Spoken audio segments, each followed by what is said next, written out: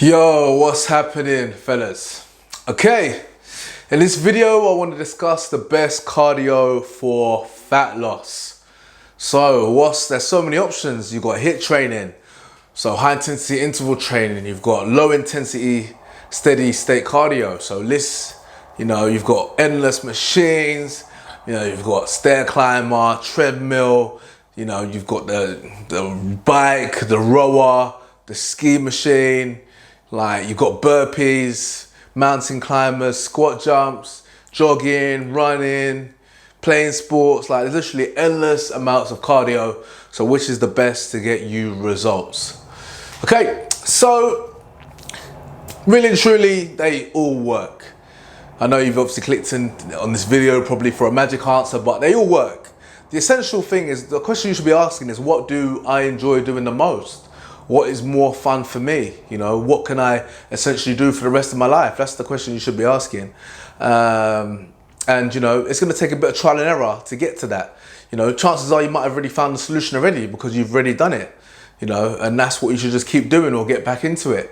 A lot of people, enjoy running and they stop running and they wish they would get back into it. Just do it. In terms of obviously bodybuilding, again, they all work. It's all good. A calorie is a calorie.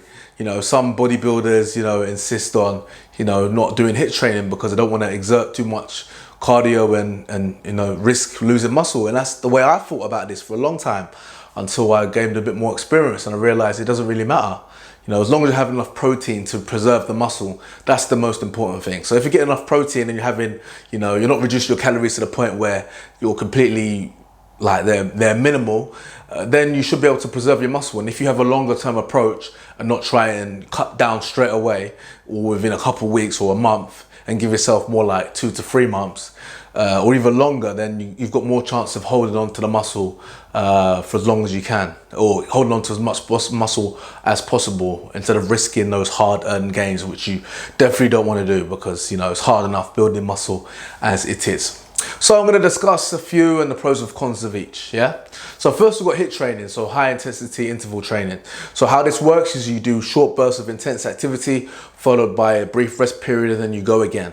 So for example, you might, do some sprints on the treadmill. So you set the treadmill to a speed where you're sprinting at a pretty intense level, so pretty much 9 out of 10 intensity. So you're going to sprint 30 seconds. After the 30 seconds are done, you're going to jump off the side, you're going to let the treadmill run, get your breath back for 30 seconds, and then go again, yeah? And you may only do that for maybe 15 times, 15 minutes, 20 minutes, that's all you need. Like, HIIT training, 15 to 25 minutes is perfect, and then you're done. So essentially, obviously on the positive side, or the pro, it's, a short, it doesn't take up too much time, but again, on the flip side, it's going to be very intense, so it's going to be a tough one. You're going to be pretty shattered after that, but you would have done a great amount of cardio in a short amount of time. Yeah. So you can mix that up. You can do that with burpees. So you might do 10 burpees, rest for 30 seconds, do another 10, or you can take this to a bike. What I'm saying? Go on the bike, sprint all out. And you don't have to stop completely. You could just slow down. So you can sprint all out or go really fast, 9 out of 10 intensity for 30 seconds, and then slow that down to a 3 out of 10 or 4 out of 10 intensity, so your heart rate's still at a decent level. So the main thing is just getting your heart rate up and down, yeah? Alternatively, you can do low intensity steady state cardio, so LISS cardio, and this is something that I did on the run up to my competition. So I did a lot of incline walking, so I'd set the treadmill on the incline pretty high, almost at the top, and I'd set it at 4 kilometers per hour, and I would do that for 45 minutes to an hour. So very steady, like not too crazy, but trust me, it can get tough, especially if your calories are low or you're feeling tired. It can be a bit of a grind.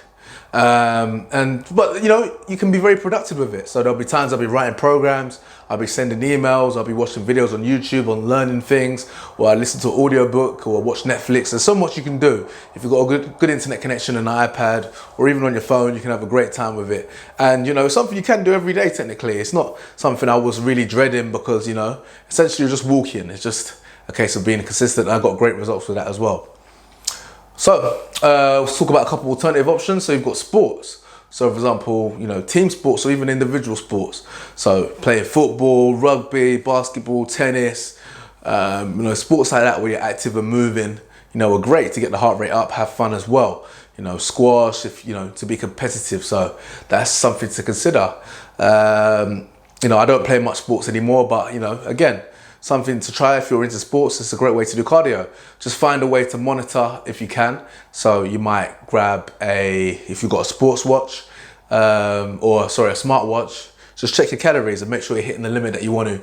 You might have to increase your intensity or play longer to make sure you hit that calorie limit, because it's not about slacking off, right? And lastly, you've got group exercise classes. So, you know, they can be great. You know, for a long time I was teaching spin classes, so I would be on the bike and doing that sometimes twice a day, and I got crazy results, 45 minutes at a time, very intense sessions. You know, obviously I loved it. I had my music booming, and you know, everyone was listening to me in the class, and you know, because I had the pressure of delivering a great class, I wasn't really thinking about the cardio and burning calories. So that was fantastic. I really loved that. And likewise, you know, I've been to decent classes as well. So you're having fun with the music, you're not really thinking about it. So that's something to consider. I guess there's probably fewer classes available for men. Well, I suppose it depends on what gym you go to. It's probably more of a female dominated thing in terms of classes. But if you find one that works for you, that could be light work. You know what I'm saying? You just go to that class a couple times a week. You see the same people, you're competitive, you know, and you're burning calories that way. So there are a few options, guys, but they all work. Pick your poison and let's get it done.